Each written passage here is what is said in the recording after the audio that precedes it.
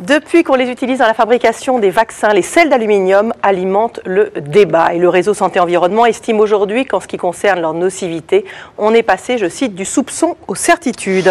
Techniquement, 25 à 600 microgrammes de sel d'aluminium par dose suffisent pour stimuler la réaction immunitaire. En fait, ça induit une petite réaction inflammatoire sur l'endroit où on injecte. Et si la majorité des spécialistes estiment qu'une fois injecté dans le corps, l'aluminium va se dissoudre spontanément sans effet toxique, d'autres avancent le contraire. Oui, c'est notamment l'avis du professeur Romain Gherardi qu'on va accueillir sur ce plateau, qui est directeur de recherche à l'INSERM mais qui travaille à l'hôpital Henri Mondor à Créteil. Bonjour. Bonjour. Bonjour. Alors, ça fait bientôt 18 ans que vous étudiez avec votre équipe l'effet des sels d'aluminium des vaccins sur l'organisme. Qu'est-ce que vous avez constaté? Alors, la première chose que nous avons constatée chez les patients, c'est de façon totalement par hasard, nous ne travaillons pas du tout sur cette question, c'est que l'aluminium des vaccins peut être très biopersistant. C'est-à-dire que tout le monde pensait, comme vous l'avez dit, qu'en quelques semaines après la vaccination, l'aluminium était solubilisé, éliminé dans les urines. Et nous avons observé qu'au moins dans une fraction de patients, ça n'était pas le cas et qu'on pouvait trouver de très nombreuses années après le vaccin des particules d'aluminium d'origine vaccinale dans les cellules immunitaires qu'on appelle les macrophages au site de vaccination antérieure du vaccin. Donc, le premier élément d'alerte a été de dire il y avait quelque chose qu'on n'avait pas vu sur cet adjuvant et qui, là, est avéré de façon absolument certaine chez certains patients. Cet aluminium persiste de très nombreuses années. Et quand on regarde la pathologie et les manifestations cliniques de ces patients, ils répondent à un syndrome associant des douleurs musculaires et articulaires chroniques, une fatigue chronique profonde, inexpliquée, et des troubles de l'attention, de la mémoire, du sommeil, qui sont connus dans la littérature comme syndrome de fatigue chronique, selon des critères internationaux Mais est-ce que là, on a quelque chose de nouveau par rapport à ce qu'on savait avant? Je ne sais pas, des nouveaux chiffres, une nouvelle fréquence d'apparition de ces syndromes? Donc, la première chose a été de qualifier ces syndromes.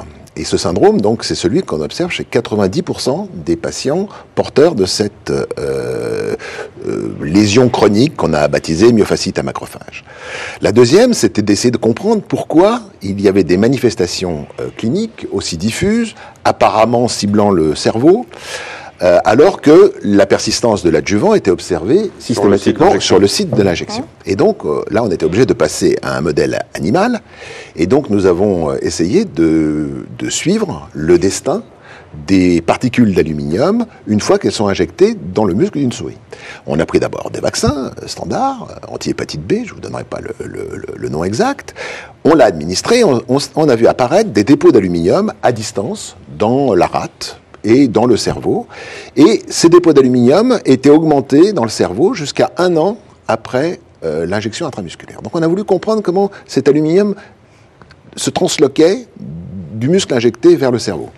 Et donc là, on est passé à une phase supplémentaire. On a fabriqué un outil particulier avec un cœur fluorescent qui permet de détecter la particule dans l'organisme et une couverture, une enveloppe d'hydroxyde d'aluminium pour essayer de mimer au mieux une particule d'adjuvant.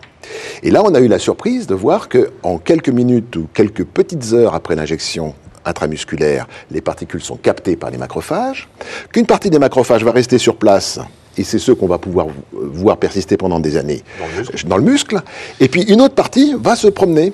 Et d'abord, c'est ce qui peut aller dans le cerveau. Et donc, drainage dans le système lymphatique, puis dans le sang, puis dans le cerveau de façon très Alors, ce que vous nous décrivez là, c'est une parfaite démonstration scientifique. Alors, qu'est-ce qui fait qu'aujourd'hui, l'Agence nationale de sécurité du médicament vous refuse une subvention pour poursuivre vos recherches, que finalement vous êtes soutenu par le réseau environnement santé, que certains disent que vous êtes soutenu par les ligues qu'on ne va pas appeler anti-vaccinales parce qu'elles ne s'appellent pas comme ça, mais pour la liberté de la vaccination.